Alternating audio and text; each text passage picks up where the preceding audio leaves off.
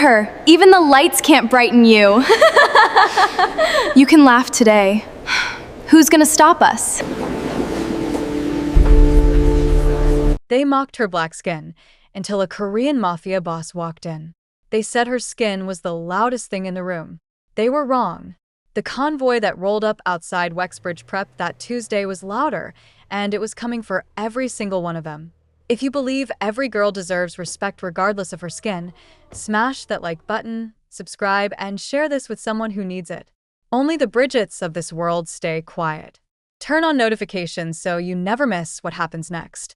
Naomi Sinclair had a rule for surviving Wexbridge Preparatory Academy, and the rule was simple. Make yourself small enough that the cruelty slides past you instead of through you. It rarely worked, but on a good day it bought her a few quiet hours, and quiet hours were the closest thing to peace she had found in 3 years at that school. Wexbridge sat on 11 manicured acres in Los Angeles, the kind of campus that had its own vineyard, its own equestrian program, and apparently its own private definition of the word diversity, since Naomi remained the only black girl in her entire grade. The other students did not let her forget it. They had turned it into a hobby, really a low-effort sport that required no talent and even less shame. That morning it was Bridget Callahan, predictably, leaning against the lockers with the practiced boredom of a girl who had never once had to earn anything in her life. "Did you do something different with your hair?" Bridget asked, in the tone people use when they already know the answer is going to entertain them. "It looks like it's trying to escape." The girls around her laughed the way a pack laughs, all at once and slightly too loud, like they had rehearsed it. Naomi kept walking. She had learned that a reaction was currency, and she refused to pay. Her mother, Delphine, worked 2 jobs to keep her at this school, convinced that a Wexbridge diploma was a golden key that would open doors nobody in their family had ever been allowed near. Naomi loved her mother fiercely enough that she had never once told her the truth, which was that the doors at Wexbridge did not open for keys. They opened for last names, for zip codes, for a particular shade of unbothered confidence that Naomi had never been handed and had learned, slowly and painfully, to fake. By 4th period, the whispers had moved on to her clothes, her lunch, the way she pronounced a word in French class that apparently sounded, according to a boy named Weston, kind of ghetto. Naomi did not know what a ghetto accent sounded like in French. She doubted Weston did either. She simply nodded, filed it away with the rest, and told herself, as she always did, that this was temporary, that college was 2 years away, that somewhere past graduation there was a version of her life where nobody got to laugh at her for existing. She had no idea that the temporary part of her life was about to end that very afternoon, in a way none of them were prepared for. It started with a sound, a low, expensive hum of engines that did not belong on a suburban campus built for soccer moms and delivery vans. Then came the first black SUV, gliding through the front gates with the unhurried menace of something that had never once been told to wait its turn. Then a second, a third. By the time the 6th vehicle rolled into the circular driveway, half the school had abandoned any pretense of paying attention to class and pressed against the windows instead. Headmaster Ellery Thorne, a man who ironed his own pocket squares and considered himself the most important person on campus at all times, practically launched himself out the front doors, straightening his tie so aggressively he nearly choked on it. Out of the lead vehicle stepped a man the entire courtyard seemed to physically lean away from. He was not tall in an exaggerated way. He did not need to be. He moved like a man who had never once had to raise his voice to be obeyed, dressed in black that looked less like fashion and more like a warning label. Rumors would spread within the hour, each one wilder than the last. Shipping empire. Real estate holdings across 3 continents. Certain business interests that men in expensive suits did not discuss above a whisper. His name, someone would later confirm in a shaking voice, was Kong Du-yun. He walked past the headmaster without a single glance, past the cluster of students who had spent years perfecting the art of making Naomi Sinclair feel invisible, and stopped, with terrifying precision, directly in front of her. The courtyard went silent in a way that felt almost violent, the kind of silence that has weight. "Naomi," he said, and his voice was calm the way the ocean is calm right before it decides not to be. "Your grandmother sent me." Behind her, Bridget Callahan made a sound like she had swallowed her own tongue. The words hung in the courtyard like smoke that refused to clear. "Your grandmother sent me." Naomi heard them, understood each individual word, and still could not make them fit together into anything that made sense. She had exactly one living grandmother, a 71-year-old woman named Odessa, who ran a bridge club with the ruthlessness of a small dictator and had, as far as Naomi knew, never once left the state of California. "I think you have the wrong Naomi," she said, because it seemed like the responsible thing to say to a man who looked like he owned several countries and possibly a few opinions about how they were run. Kong Duyun studied her for a moment, and something in his expression shifted, softened, the way a blade looks less dangerous when it is finally set down. "Odessa Marchetti Sinclair," he said. "Your grandmother. She does not know I am here. She would probably have my head for it, which tells you something about the woman who raised your mother." Naomi's stomach dropped somewhere near her shoes. Marchetti was her grandmother's maiden name, a detail so obscure that Naomi herself had only learned it from an old photograph, the kind of fact nobody outside the family had any business knowing, let alone a stranger who had arrived with 6 vehicles and the energy of a man who did not do small talk. Behind her, the courtyard had transformed into a live audience for the unraveling of the social order. Bridget Callahan had gone the pale, waxy color of someone watching their entire understanding of the world catch fire. Weston, the boy with strong opinions about French pronunciation, had backed so far into the crowd he had nearly climbed inside another student. Headmaster Thorne stood frozen at a careful distance, his pocket square suddenly looking less like a fashion statement and more like a white flag.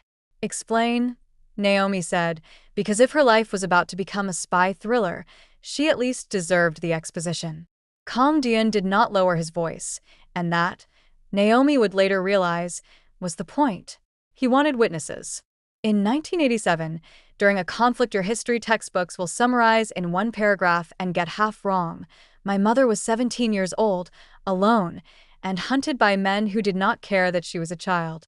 Your grandmother, working with a network most people were too frightened to join, moved her across 3 checkpoints in the back of a delivery truck full of rice sacks. Odessa Sinclair did not know my mother's name. She only knew a girl needed to live, and she made sure of it. A murmur rippled through the students, the particular sound of a crowd realizing it has badly misjudged the room. "My family has spent 30 years trying to repay a debt your grandmother refuses to let us repay," Kong Duyun continued. "She says debts like that are not meant to be settled, only honored. So when I heard how our granddaughter was being treated at this school, I came to honor it myself." Naomi's throat tightened in a way that had nothing to do with fear. Every mocking comment, every unanswered cry for help from a counselor who nodded and did nothing, every quiet years of making herself smaller so the cruelty would slide past instead of through, and this was the truth standing behind it. Her grandmother, hosting bridge nights and complaining about parking spots, had once been brave enough to save a stranger's daughter from a war. If your family had a secret this heavy, would you want to know? Or would you rather it stayed buried? Drop your answer in the comments, because Wexbridge Prep is about to find out that some secrets do not stay buried forever. Headmaster Thorne cleared his throat, apparently deciding that leadership required him to say something, anything, before the situation entirely escaped his control. "Mr. Kong, if there has been some kind of misunderstanding regarding one of our students, I assure you Wexbridge takes matters of respect very seriously." Kong Duyun turned toward him slowly, and the temperature of the courtyard seemed to drop several degrees. "Does it?" he said, and it was not a question. "Because from where I am standing, your school has spent 3 years watching a child be humiliated and calling it character building." Nobody laughed this time. Nobody whispered. For the first time in 3 years, Naomi Sinclair stood in the middle of a crowd, and every single person in it was looking at her like she mattered. Silence, Naomi was learning, could be its own kind of loud. The courtyard held its breath, waiting to see what the headmaster would do with a truth he clearly had no training for. Ellery Thorne straightened his blazer, cleared his throat a second time, and made the classic mistake of a man who had built his entire identity around being the most powerful person in any room he entered. "Mr. Kong, I understand you feel strongly, But perhaps this conversation is best had privately, in my office, away from the students. No, Kong Dian said simply, and the word landed with the finality of a door closing. You had privacy for 3 years. You used it to look away. I think the students deserve to watch what accountability actually looks like, since your school has clearly never shown them. Somewhere in the crowd, a phone was recording. Several phones, actually, because if there is one universal law among teenagers, it is that a public unraveling deserves documentation. Naomi almost laughed at the absurdity of it, the fact that after 3 years of being invisible, she was about to become the most searched name in the school by lunchtime, and not for the reasons anyone would have guessed. Kong Duyan turned back to her, and his expression changed again, the hard edges softening into something that looked almost like guilt. I should have come sooner, he said. Your grandmother mentioned the school once months ago in passing. She did not ask for help. She never does. It took me too long to understand what she was not saying. How did you find out? Naomi asked. What was actually happening here? Odessa called my office last month, he admitted. Not to complain. She asked if my company had any tutoring programs for high schoolers, said her granddaughter could use encouragement outside of school.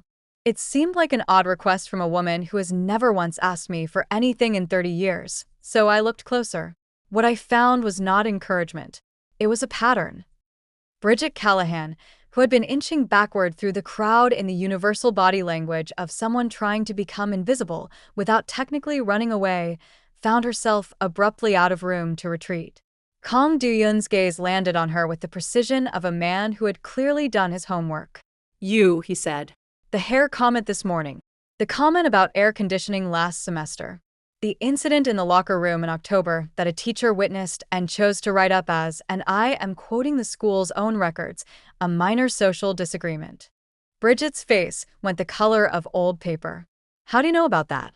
Because when someone threatens my family, even by proxy, even by making a 17-year-old girl cry in a bathroom before third period, I make it my business to know everything, Kong Dian said, and for the first time, his calm cracked just slightly, revealing something colder underneath. Your family has held a lease on a commercial property in downtown Los Angeles for 11 years. I own the building. The courtyard, if it were possible, went even more silent. I am not here to threaten a child, he continued, before anyone could mistake his meaning. I am here to make sure the adults who are supposed to protect her finally understand the cost of failing to do so. Naomi felt something unfamiliar rising in her chest, something that was not quite triumph and not quite relief, but sat somewhere in the space between them. For 3 years, she had absorbed every cruelty as though it were simply the tax she owed for existing in a place that was never built for her. She had never once imagined a version of this moment where someone stood beside her and made the room answer for it instead. But watching Bridget's carefully constructed confidence collapse in real time, watching Headmaster Thorne's face cycle through panic, calculation, and the beginnings of a lawsuit-shaped headache, Naomi realized something that surprised her more than the convoy ever had. She did not want revenge handed to her. She wanted to be the one who decided what happened next. Mr. Kong, she said, and her voice, for the first time in longer than she could remember, did not shake. Can I say something? He looked at her, and something like respect moved across his face. This was never my story to finish, he said. It was always yours. I only came to make sure people were finally listening. Naomi turned to face the courtyard, 3 years of silence gathering itself into words, and for the first time since she had walked through the gates of Wexbridge Preparatory Academy, she did not feel small at all. Naomi had rehearsed this moment 1,000 times in her head, usually at 2 in the morning, usually in versions where she said something devastating and everyone finally understood. Reality, she discovered, did not need to be devastating. It only needed to be true. For 3 years, she said, and her voice carried across the courtyard in a way it never had in any classroom, I told myself it was easier to stay quiet. That if I made myself smaller, none of you would notice me long enough to hurt me. I was wrong. You noticed me plenty. You just decided my feelings did not count as real. Nobody laughed. Nobody whispered. Bridget Callahan stared at the ground like it might open up and offer her an exit. You called it jokes, Naomi continued. Teasing. Character building, according to Headmaster Thorne. I called it Tuesday and Wednesday, and every other day I walked through these gates and wondered what I had done to deserve being treated like a punchline instead of a person. Kong Duyun stood a respectful step behind her, silent now, having already made his point. This part, his posture said clearly, belonged entirely to her. My grandmother saved a stranger's daughter from a war without ever asking for a single thing in return, Naomi said. She never told me that story, not because she was ashamed of it, but because she did not do it for credit. She did it because it was right. I think about that, and then I think about how none of you could manage basic decency toward a classmate, and I genuinely do not understand how the math works out that way. Weston, somewhere in the crowd, suddenly discovered a fascinating interest in his own shoes. If you have ever been the only one in the room who looked like you, the only one who had to work twice as hard just to be seen as half as capable, comment below and let Naomi know she is not alone, because the Bridgets and the Westons of the world need to understand exactly how many of us are watching now. Headmaster Thorne, sensing the tide had fully turned, attempted the last maneuver available to a man who had run out of good options. Naomi, I want you to know the administration takes this extremely seriously, and we will absolutely be reviewing our policies going forward. You had 3 years to review your policies, Naomi said, turning to him with a calm that unsettled him more than anger would have. I filed reports. Mrs. Hutchins has an entire folder with my name on it. You did not need a Mafia boss's convoy to take this seriously. You needed to actually do your job. The word Mafia rippled through the crowd like a struck match, students turning to whisper to each other with the barely contained excitement of people watching a scandal unfold in real time and knowing they would be telling this story for years. Kong Duyun allowed himself the smallest, sharpest smile. For the record, he said, I prefer the term diversified international businessman. But given the circumstances, I will allow the dramatic phrasing. A few students actually laughed, the first genuine sound the courtyard had produced since the convoy arrived, and something in the tension finally loosened. Here is what happens now, Kong Duyun said, addressing the headmaster directly. I am establishing a scholarship fund at this school, in Odessa Sinclair's name, for students who do not have 6 vehicles and a terrifying reputation to protect them. I am also funding an independent review of every complaint filed against this administration in the last 5 years. And Naomi will decide, personally, whether she wishes to remain enrolled here, transfer somewhere that deserves her, or burn the whole place down metaphorically speaking, and I will fund whichever option she chooses. Naomi looked around the courtyard, at Bridget's stricken face, at Weston's sudden shoe fascination, at Headmaster Thorne visibly recalculating his entire career, and felt the strange, unfamiliar sensation of holding power in a place that had spent years making sure she felt like she had none. I want to stay, she said finally, surprising even herself. Not because I forgive anyone. Because I am not going to let people this small convince me to abandon something I worked this hard for. I am staying, and every single one of you is going to watch me graduate at the top of this class. Kong Duyun inclined his head, something like pride flickering across his composed features. Your grandmother, he said, would be furious that I interfered and quietly delighted by how you just handled it yourself. For the first time in 3 years, Naomi Sinclair walked back into Wexbridge Preparatory Academy without making herself small. The weeks that followed were, by any reasonable measure, the strangest of Naomi's life. The scholarship fund was announced within days, named the Odessa Marchetti Sinclair Fund for Student Dignity, a title so formal it made her grandmother snort with laughter the first time she heard it read aloud on the local news. Diversified international businessman, Odessa muttered, shaking her head at her own kitchen table while the segment played. That boy always did have a flair for the dramatic. Just like his mother. Naomi studied her grandmother with new eyes, searching for some trace of the 17-year-old girl who had once moved a stranger's daughter across 3 checkpoints hidden beneath sacks of rice. She found it, eventually, in the steadiness of Odessa's hands and the way she never once raised her voice even when the whole world seemed determined to make her. Why didn't you ever tell me? Naomi asked. Because survival isn't a bedtime story, Odessa said. It's just something you do so the people after you get to have bedtime stories instead. I wanted you to have an ordinary childhood, baby. Turns out Wexbridge had other plans. At school, the shift was immediate and, at times, uncomfortable in an entirely new way. Bridget Callahan had gone from cruelty to an almost frantic overcorrection, greeting Naomi in hallways with a bright, terrified smile that fooled no one. Weston avoided her entirely, apparently having decided that the safest strategy was to never again risk having opinions about anyone's pronunciation. Headmaster Thorne, facing an independent review he clearly had not wanted, began appearing at school assemblies with the hollow, over-caffeinated energy of a man rehearsing his resignation speech in his head. Naomi found she did not particularly enjoy any of it. Fear is not the same thing as respect, and watching people scramble to avoid her wrath felt uncomfortably close to the way they had once scrambled to mock her, just pointed in a different direction. It was Kang Do-yeon who noticed first, during one of the brief, businesslike visits he made to check on the scholarship fund's progress.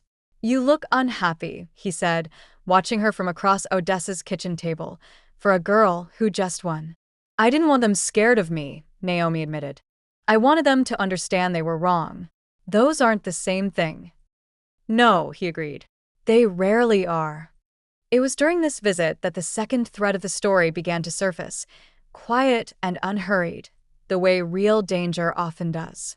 A man named Griffin Wallace, a name Naomi did not recognize at the time but would come to know intimately in the following weeks, had begun asking pointed questions around the Wexbridge campus. He identified himself to a groundskeeper as a journalist working a piece on private school scandals. He identified himself to a parent at pickup as an investor curious about the new scholarship fund. He did not identify himself at all to the school's security cameras, which caught him lingering near the parking lot for close to 40 minutes on a Thursday afternoon, watching the building with the patient interest of a man who is not, in fact, interested in journalism or investment at all. Kang Do-yeon's people flagged the footage within a day. What worried him was not merely that someone was watching the school. It was who Griffin Wallace turned out to be once his real name surfaced.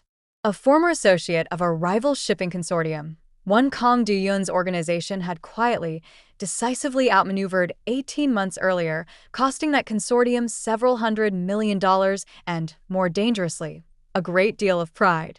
"He is not interested in you," Kang Do-yeon told Naomi carefully, when he finally explained the situation in Odessa's kitchen, both women listening with expressions that had gone very still.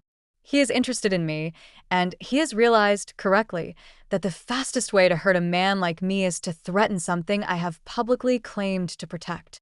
Naomi felt the floor tilt slightly beneath her. 3 months ago, her biggest fear had been a locker room comment or an unanswered text in a group chat. Now she was being told that her sudden, unwanted visibility had made her a target in a war she had never asked to be part of. "So what happens now?" she asked, her voice steadier than she felt. Kang Do-yeon's expression hardened into the same calm, dangerous stillness that had first walked through the gates of Wexbridge Preparatory Academy. "Now," he said, "we find out whether the man who came to protect you is smart enough to notice the danger before it reached your door, or whether I made things worse by making you visible at all." Griffin Wallace was patient in the way that only truly dangerous men can afford to be, and Kang Do-yeon understood that patience better than anyone because he had built his entire empire on the same principle. You did not rush a kill. You waited until the target believed themselves safe, and then you moved. For 2 weeks, nothing happened. No further sightings, no further questions to groundskeepers or parents at pickup. The security footage from the parking lot sat reviewed and re-reviewed by Kang Do-yeon's people, who found nothing new, no pattern, no second appearance. Naomi began to hope, quietly, that the danger had passed, that Wallace had simply been testing the perimeter and decided against whatever he had been considering. Odessa did not share her hope. "Men like that don't disappear because you stop seeing them," she told Naomi over dinner one evening, her voice carrying the flat certainty of someone who had survived exactly this kind of silence before. "They disappear because they've already found what they were looking for." She was right, though none of them would understand exactly how right for another 10 days. The Scholarship Fund Gala, An event Headmaster Thorne had insisted on with the desperate enthusiasm of a man trying to rehabilitate his school's reputation in a single evening was scheduled to take place in the Wexbridge Auditorium, the same building where Naomi had once eaten lunch alone in a supply closet rather than face the cafeteria. The irony was not lost on her. Neither was the guest list, which included half the Los Angeles business community, several local news outlets, and, at Odessa's quiet insistence, no one from Kang Do-yoon's rival consortium, a request his security team had promised, with visible confidence, they could guarantee. They were wrong. Naomi noticed him before anyone else did, mostly because 3 years of scanning rooms for danger had made her genuinely excellent at it. A man in an unremarkable gray suit, standing near the auditorium's side entrance with the studied casualness of someone who had rehearsed looking like he belonged there. He was not on the approved list. He was not wearing the small gold pin Kang Do-yoon's security had issued to every verified guest. And he was watching Kang Do-yoon with an intensity that had nothing to do with admiration.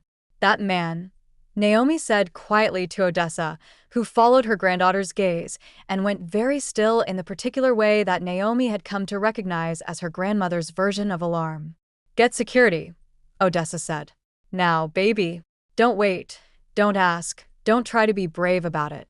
Naomi moved through the crowd faster than she had ever moved in her life, catching the attention of one of Kang Do-yoon's men near the stage, a broad-shouldered woman named Priya, who had been introduced only as head of personal security and who did not waste time asking follow-up questions once Naomi pointed toward the side entrance. By the time Priya reached the doorway, the man in the gray suit was gone. He reappeared 11 minutes later, not the side entrance, but near the front of the auditorium, close enough to the small stage where Kang Do-yoon was preparing to speak about the scholarship fund that Naomi's stomach dropped the moment she spotted him again. This time he was not merely watching. His hand was inside his jacket, and the casual posture had disappeared entirely, replaced by the coiled stillness of a man about to do something he had spent a long time planning. Naomi did not think. She simply moved, cutting through the crowd of parents and donors and local news cameras with a speed that surprised even her, reaching Kang Do-yoon's side just as he stepped toward the podium. "Get down," she said, low and urgent, grabbing his arm hard enough that he turned in genuine surprise, the first time she had seen him caught off guard since the day the convoy arrived at Wexbridge. The gunshot, when it came, was almost anticlimactic in its suddenness, a single sharp crack that sent the auditorium into instant, screaming chaos. Kang Do-yoon had already begun to move, Naomi's warning giving him the half-second he needed to pull them both sideways behind the heavy stage curtain, and the bullet that had been meant for his chest tore instead through the wooden podium where he had been standing. What happened next unfolded in the strange, slowed clarity that Naomi would spend years trying to describe accurately and never quite manage. Priya and 2 other members of security closed on Griffin Wallace within seconds, tackling him before he could fire a second shot, the gun skittering across the polished floor of the auditorium as 300 of Los Angeles's wealthiest families screamed and scrambled toward the exits. Kang Do-yoon, breathing hard, still gripping Naomi's arm where she had pulled him to safety, looked at her with an expression she had never seen on him before, something raw beneath the composure, something that looked almost like fear, though not for himself. "You should not have done that," he said, his voice rough. "You should have run. You would have died," Naomi said simply, her own hands shaking now that the moment had passed and her body had caught up to what had almost happened. "I wasn't going to let that happen because you were too busy standing at a podium to notice a man reaching for a gun." Around them, the auditorium had descended into the particular pandemonium of wealthy people discovering that money did not, in fact, make them bulletproof. Headmaster Thorne had somehow ended up hiding beneath a folding table, his pocket square nowhere in sight. News cameras that had come to film a heartwarming scholarship story were now capturing something considerably more dramatic, footage that would run on every local station by morning and several national ones by the following week. If you have ever had to choose between your own safety and protecting someone who mattered to you, drop a comment and tell Naomi what you would have done, because in 3 seconds flat, she chose without hesitation, and that kind of loyalty deserves to be recognized. not ignored the way people ignore the quiet ones until they need them most. Griffin Wallace, pinned to the ground by Priya's knee against his spine, spat blood and hatred in equal measure. "This isn't over," he snarled. "You think that girl saved you? She just painted a target on her own back." Kang Do-yoon's expression, when he finally released Naomi's arm and crouched down to Wallace's eye level, was colder than anything Naomi had witnessed from him yet, colder even than the moment he had first mentioned the leased building his organization owned. "You are correct about one thing," he said quietly, his voice carrying only to Wallace and to Naomi, standing close behind him. "This is not over. But not for the reasons you think. Your consortium sent a coward to shoot a man in front of 300 witnesses and a room full of news cameras, and he failed. Do you understand what that means for the people who sent you? It means every enemy I have has just watched, in real time, what happens when someone tries to hurt what is mine and fails." Naomi felt something settle in her chest at those two words, "What is mine?" Not possessive in the way that once might have frightened her, but something closer to family, closer to the kind of fierce, unshakable claim her own grandmother had once made on a stranger's daughter 30 years earlier, in the back of a rice truck. The police arrived 12 minutes later. Griffin Wallace was taken into custody, his connections to the rival consortium confirmed within hours by Kang Do-yoon's own network of lawyers and investigators, who had clearly been preparing for exactly this possibility longer than anyone had let on. The gala, against all odds, would go down in Wexbridge history not as the night a shooting nearly occurred, but as the night a scholarship student saved the life of the man funding her education, a story so dramatic that the local news could barely contain their excitement while reporting it. Naomi did not care about the headlines. She cared about the way Kang Do-yoon looked at her afterward. Once the chaos had cleared and the auditorium had emptied and Odessa had wrapped her in an embrace so tight it nearly cracked a rib, a look that was not gratitude exactly, but something that understood, finally and completely, that the girl he had come to protect 3 months earlier had never actually needed protecting at all. She had simply needed someone to finally stand beside her while she protected herself. The story broke everywhere within 48 hours, and Naomi Sinclair learned, faster than she ever wanted to, what it felt like to become a headline instead of a footnote. News vans camped outside Wexbridge's front gates. Her name trended on 3 different platforms, attached to phrases like teen hero and scholarship student saves billionaire, none of which felt accurate, because in her memory, she had not done anything heroic. She had simply refused to let someone she cared about die when she had the power to stop it. Griffin Wallace's arraignment made the papers as well, along with the slow, satisfying unraveling of the rival consortium that had sent him. Kang Do-yoon's lawyers moved with the quiet, ruthless efficiency of people who had clearly been preparing for this exact moment for longer than anyone realized, filing lawsuits, freezing assets, and feeding evidence to federal investigators until the consortium that had once cost his organization hundreds of millions found itself losing considerably more than money. Naomi did not ask for details. She had learned enough about Kang Do-yoon's world to understand that some victories were better witnessed from a comfortable distance. Wexbridge itself had changed in ways that still surprised her every morning she walked through the gates. Headmaster Thorne had resigned quietly within the week, replaced by an interim administrator who had, in her first act, personally apologized to every student listed in Mrs. Hutchins's long-neglected folder of ignored complaints. Bridget Callahan transferred schools before the semester ended, a decision Naomi suspected had less to do with guilt and more to do with the unbearable weight of being infamous for the worst reasons. Naomi did not celebrate her leaving. She simply noticed the empty seat in French class and felt, for the first time in years, nothing at all where dread used to live. The Odessa Marchetti Sinclair Fund for Student Dignity accepted its first cohort of scholarship students that spring, 12 kids from across Los Angeles who had never before imagined a campus like Wexbridge as somewhere they belonged.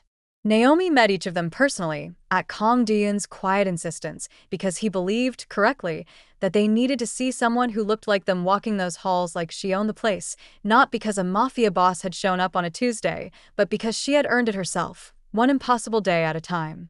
"You did not have to do all this," Naomi told him one afternoon, sitting across from him at Odessa's kitchen table, the same table where this entire strange chapter of her life had first cracked open.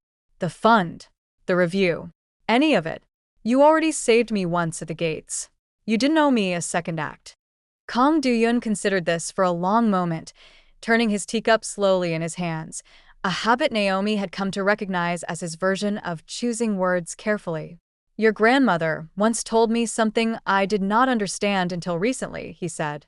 She said protection that ends the moment it becomes inconvenient was never protection at all. It was performance. I did not want to be a performance in your life, Naomi. I wanted to be something real. Odessa, listening from the stove with the particular smugness of a woman who had been right about everything from the very beginning, did not bother hiding her smile. Took you long enough to say something worth repeating, she muttered, and Kang Do-yun, to Naomi's genuine surprise, laughed, an actual unguarded laugh that made him look, for just a moment, less like a man who owned 6 SUVs and more like someone who had simply been lonely for a very long time. Graduation came 8 months later, on a bright June morning that Naomi had once feared she would never survive Wexbridge long enough to see. She stood at the podium as valedictorian, the same podium a bullet had once torn through, now repaired and gleaming and entirely unremarkable to anyone who had not been in that auditorium the night everything changed.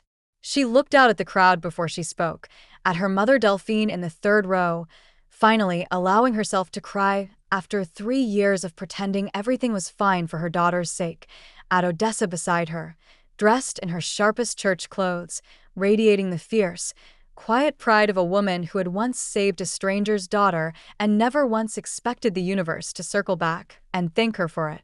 She looked at Kang Do-yun, standing near the back by choice, unwilling to steal focus from a day that belonged entirely to her, though he had personally funded 1/3 of the graduating class's scholarships and could have sat anywhere he wanted.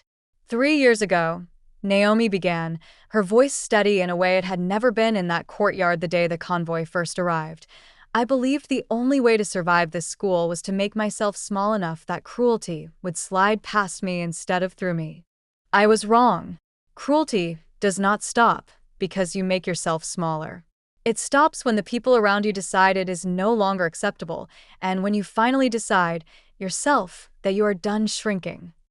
She thought of Bridget's cutting jokes, of Weston's careless cruelty, of Mrs. Hutchins nodding sympathetically while doing nothing, of every small humiliation that had once convinced her she did not belong in rooms built for people who looked nothing like her. I did not survive Wexbridge because someone powerful walked through the gates and made everyone afraid, she continued. I survived because that same someone taught me the difference between being protected and being empowered. He gave me a room where people were finally listening. What I did with that room was entirely my own. The applause that followed was not the polite, obligatory kind reserved for valedictorian speeches. It was loud and long and genuine, the sound of an entire community finally, fully seeing a girl they had spent years overlooking. Afterward, in the chaos of gowns and photographs and proud, tearful parents, Kang Do-yun found her near the edge of the crowd, holding a diploma that had cost her considerably more than 4 years of studying to earn. Your grandmother is already planning your college send-off, he told her, something warm and unguarded in his expression that had not been there the day he first stepped out of that convoy. I've been informed, in no uncertain terms, that I am funding it. Naomi laughed, the sound easy and unburdened in a way it rarely had been within these gates. Some things never change, she said. No, he agreed, glancing toward Odessa, who was currently interrogating a photographer about proper lighting technique with the same relentless precision she had once used to move a frightened 17-year-old girl across 3 checkpoints. But some things do. You walked into this school 3 years ago believing you had to disappear to survive it. You are walking out having taught an entire community what it looks like to refuse. Naomi looked around one last time at Wexbridge Preparatory Academy, at the courtyard where a convoy had once shattered everything she thought she knew about her own family, about her own worth, about the size a person was allowed to take up in a room that had never wanted them there. She did not feel small. She never would again. If Naomi's story taught you anything about standing tall even when the whole world tells you to shrink, hit that subscribe button and share this with someone who needs to hear it, because the only people who won't are the ones still rooting for the Bridgets of the world, and we are done making room for them. End.